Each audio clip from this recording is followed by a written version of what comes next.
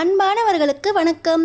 நம்ம சுட்டுமிழி சுடரே சீரியலில் நம்ம அபி பார்வதி அக்காவோட கொலை கேஸை ரீஓப்பன் பண்ணிட்டாங்க. ஆனால் ஜட்ஜி கேட்குற அந்த சாட்சியங்கள் நம்ம அபிகிட்டையும் இல்லை, பிரபாகரன் கிட்டையும் இல்லை. பார்வதி அக்கா கொலை கேஸை மறுபடியும் ரீஓப்பன் பண்ணது வேஸ்ட்டாக போயிடுச்சோ அப்படின்னு கலங்கி நிற்கிறாங்க நம்ம அபியும் பிரபாகரனும். என்ன நடக்க போகுது தெரிஞ்சுக்கிறதுக்கு முன்னாடி இந்த வீடியோக்கு ஒரு லைக் போட்டுக்கோங்க. ஸோ பார்த்தீங்கன்னா நம்ம வெற்றி இந்த கருணா கிட்ட இது வரைக்கும் நண்பனாக பார்த்த வெற்றியை இதுக்கு மேலே நீ எதிரியாக தான் பார்க்க போகிற அப்படின்னு தான் கழுத்தில் இருந்த கருணா வெற்றி லாக்கிட்ட தூக்கி மூஞ்சில் எரிஞ்சுக்கிட்டு நேராக நம்ம அபி கூடயே கிளம்பிடுறாரு. இன்னொரு பக்கம் இந்த கேஸை நீ ரீஓப்பன் வேணால் பண்ணியிருக்கலாம், ஆனால் இந்த கேஸில் நீ மறுபடியும் உள்ளே போயிட்டு மறுபடியும் கேஸை ரீஓப்பனே பண்ண முடியாத அளவுக்கு பண்ணுறேன் அப்படின்னு இந்த திவாகர் என்னதான் சாட்சியை வச்சு இவங்க கேஸை ரீஓப்பன் பண்ணாங்க அப்படின்னு துப்பு தொலைக்கிறாரு. அப்போ தான் இந்த கருணாவோட வக்கீல் திவாகருக்கு நம்ம அபிக்கு இந்த பார்வதி அக்காவோடைய ஒரிஜினல் போஸ்ட்மார்ட்டம் ரிப்போர்ட் கிடச்சிருக்கு. இந்த போஸ்ட்மார்ட்டம் ரிப்போர்ட்டை வச்சு தான் அவங்க மறுபடியும் பார்வதி அக்கா கொலை கேஸை ரீஓப்பன் பண்ணியிருக்காங்க அப்படிங்கிற விஷயம் தெரியுது. எப்படியாவது இந்த போஸ்ட்மார்ட்டம் ரிப்போர்ட்டை நம்ம எடுத்துடணும் அப்படின்னு அடியாளுங்க மூலமாக அபிகிட்ட இருக்க அந்த போஸ்ட்மார்ட்டம் ரிப்போர்ட்டையும் திருடுறாரு திவாகர். இந்த போஸ்ட்மார்ட்டம் ரிப்போர்ட் இந்த திவாகர் மூலமாக கருணா கையில் கிடைக்க கருணா அந்த போஸ்ட்மார்ட்டம் ரிப்போர்ட்டையே எரிச்சிடுறாரு. எந்த போஸ்ட்மார்ட்டம் ரிப்போர்ட்டை வச்சு நம்ம பார்வதி அக்கா கேஸை நம்ம அபி ரீஓப்பன் பண்ணாங்களோ அந்த ஒரு சாட்சியமே இல்லாமல் போயிடுது. நம்ம அபியும் பிரபாகரனும் மனசொடைஞ்சு போயிடுறாங்க. இதுக்கு மேலே நம்ம சாட்சியை எப்படி தேடுறது? தஞ்சாவூருக்கு போய் அந்த போஸ்ட்மார்ட்டம் பண்ண டாக்டரோட அசிஸ்டண்ட்டையாவது எப்படியாவது ஏதாவது உண்மை தெரியுமான்னு பார்க்கலான்னு பார்த்தா அந்த டாக்டரையும் நம்மளால் கையில் பிடிக்க முடியல. அவர் வெளிநாட்டுக்கு போயிட்டார். மாணிக்கத்தையாவது எப்படியாவது கண்டுபிடிச்சு அந்த போஸ்ட்மார்ட்டம் ரிப்போர்ட் உனக்கு எப்படி வந்துச்சு, பார்வதி அக்கா கொலை கேஸில் உனக்கு என்னென்ன விஷயம்லாம் தெரியும் அப்படின்னு விசாரிக்கிறதுக்காக பிரபாகரன் மாணிக்கத்தை தேடி ஊருக்கு போனார். ஆனால் அங்கேயும் மாணிக்கம் கையிலேயே சிக்கலை. பிரபாகரனுக்கும் இந்த விஷயத்தில் ஏமாற்றம் தான்.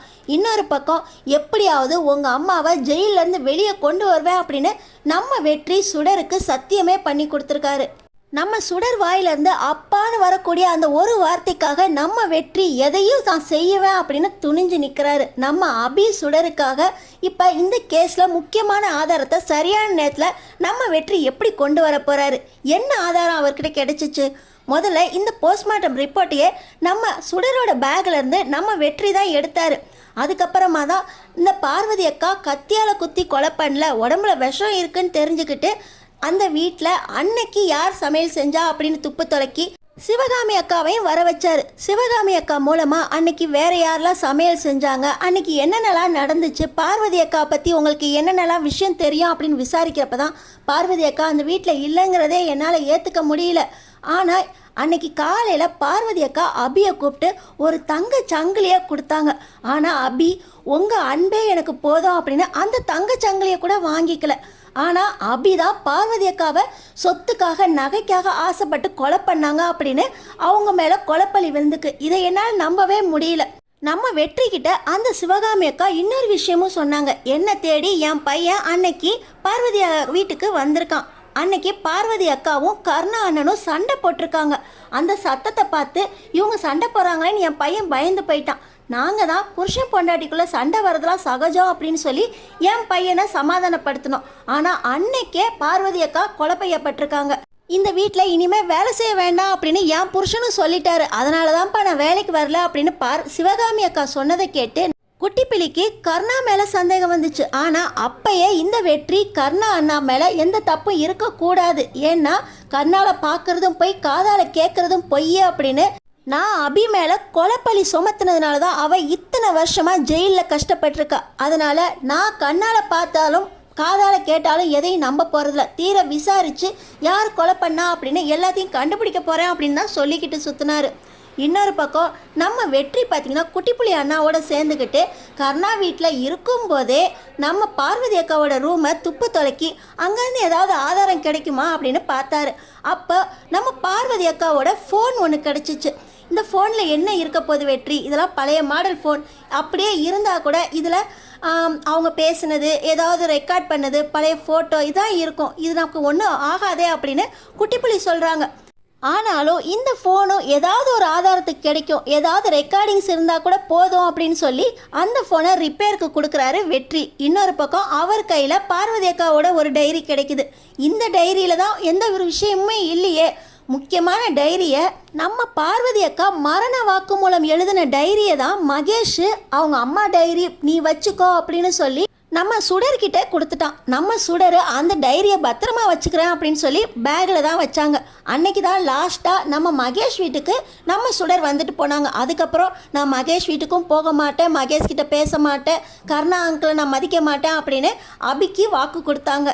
ஆனாலும் நம்ம பார்வதி அக்கா அந்த சாக போகிற நேரத்தில் எழுதின அந்த மரண வாக்குமூலம் எழுதின அந்த டைரி நம்ம சுடரோட பேக்கில் தான் இருக்குது. நம்ம பார்வதிக்கு பாலில் விஷம் கலந்து கொடுத்து பாசமாக ஏமாற்றி அந்த பாலை குடிக்க வச்சா அந்த கருணா. நம்ம பார்வதி அக்காவும் கருணாவோட பாசத்தில் ஏமாந்து போய் அந்த பாலை குடிச்சிட்டு நீ இப்படியே சாகு அப்படின்னு சொல்லி கருணா பார்த்திங்கன்னா பார்வதி அக்காவையும் மகேஷ் குழந்தையையும் ரூமில் வச்சு பூட்டிட்டு வெளியே போய் நின்றுட்டான்.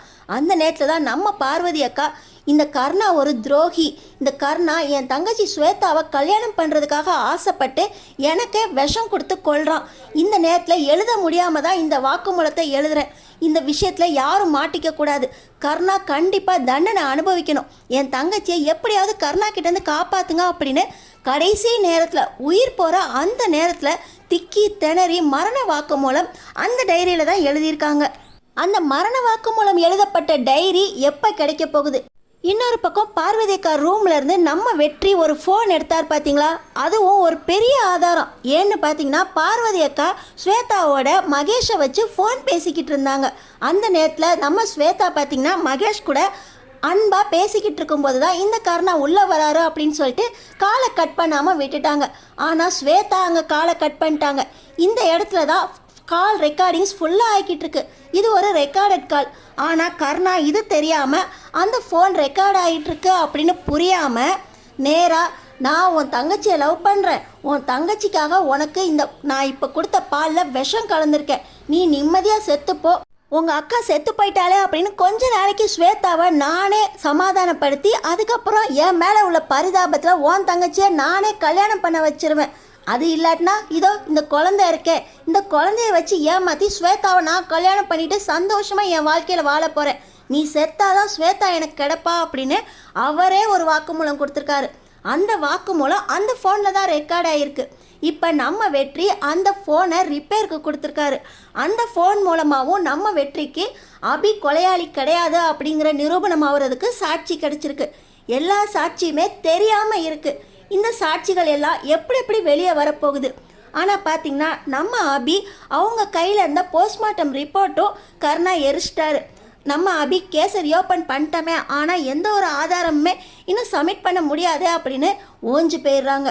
பார்வதிக்காவை கொலை பண்ணது கருணா தான் அப்படின்னு நிரூபிச்சிடலாம் அப்படின்னு எந்த தைரியத்தில் கருணா கிட்ட நீ ஜெயிலுக்கு போய் களி தின்னு புல்லு வெட்டுறதை நான் பார்க்க போகிறேன் அப்படின்னு சவால் விட்டாங்களோ அது நடக்காதோ அப்படின்னு அபி மனசொடைஞ்சு போய் கோர்ட்டுக்கு போகிறாங்க. இன்னொரு பக்கம் பிரபாகரன் கிட்ட ஜட்ஜு மேடம் எங்கே உங்கள் சாட்சியங்கள் எங்கே, கேஸை ரியோப்பன் பண்ணேன், நீங்களே சாட்சியங்களை சமர்ப்பிச்சிட்டிங்களா அப்படின்னு கேட்குறாங்க. இந்த நேரத்தில் பிரபாகரன் திருன்னு முழிச்சுக்கிட்டு இருக்க, இன்னொரு பக்கமும் அபியும் சாட்சியங்கள் இல்லை மேடம் அப்படின்னு சொல்கிறதுக்காக வாயை திறக்கும்போது நம்ம வெற்றி பார்த்திங்கன்னா கரெக்டாக அந்த நேரத்தில் வந்து நிற்கிறாரு. நம்ம வெற்றிக்கிட்ட என்னென்ன ஆதாரம் கிடச்சிருக்கு? நம்ம வெற்றிக்கிட்ட எல்லா ஆதாரமும் இருக்குங்க. பார்வதி அக்காவை கொலை செஞ்சது கருணா தான் அப்படின்னு நிரூபிக்கிறதுக்கான எல்லா ஆதாரத்தோடையும் நம்ம வெற்றி பார்த்திங்கன்னா வந்து நிற்கிறாரு.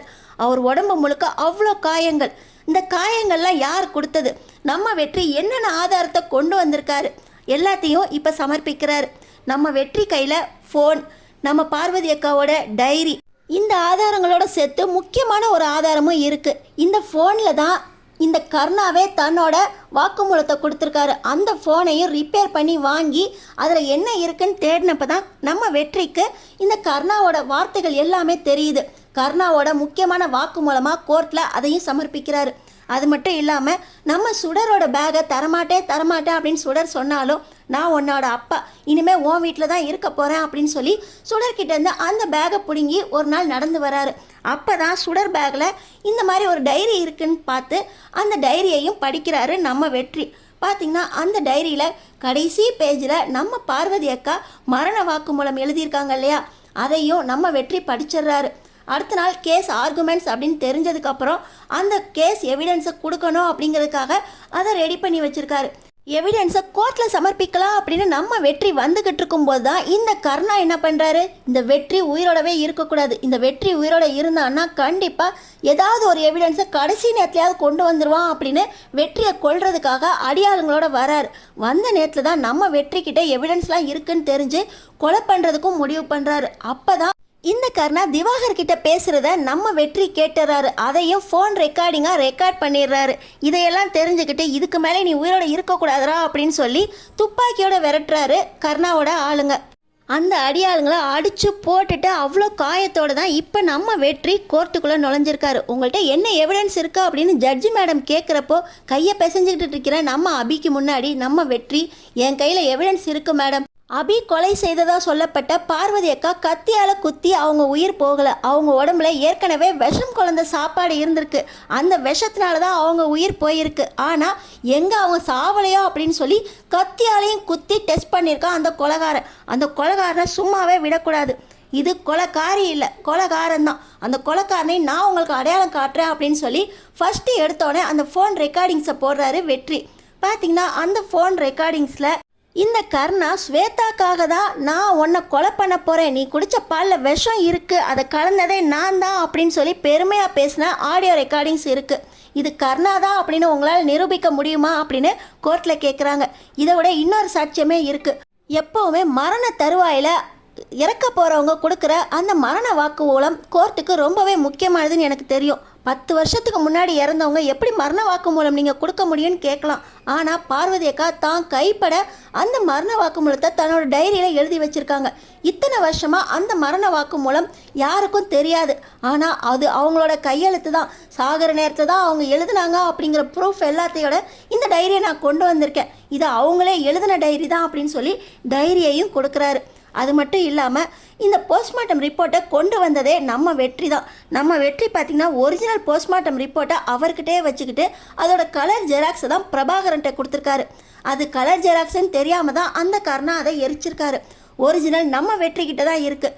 அந்த போஸ்ட்மார்ட்டம் ரிப்போர்ட்டையும் ஜட்ஜி மேடம்கிட்ட கொடுக்க இந்த சாட்சியங்கள் இவ்வளோ சாட்சியங்கள் இருக்கே, இந்த கொலைகாரனை எப்படி இத்தனை வருஷமாக சும்மா விட்டீங்க அப்படின்னு சொல்லி ஜட்ஜி மேடம் அந்த கருணாகரனுக்கு சாகும் வரை தூக்கிலிட வேண்டும் அப்படிங்கிற தீர்ப்பை கொடுக்க போகிறாங்க. நம்ம அபி இந்த கேஸ்லேருந்து ரிலீவ் ஆக போகிறாங்க. அபியை காப்பாற்றினதுக்காக நம்ம வெற்றியை அப்பான்னு கூப்பிட போகிறாங்க சுடர்.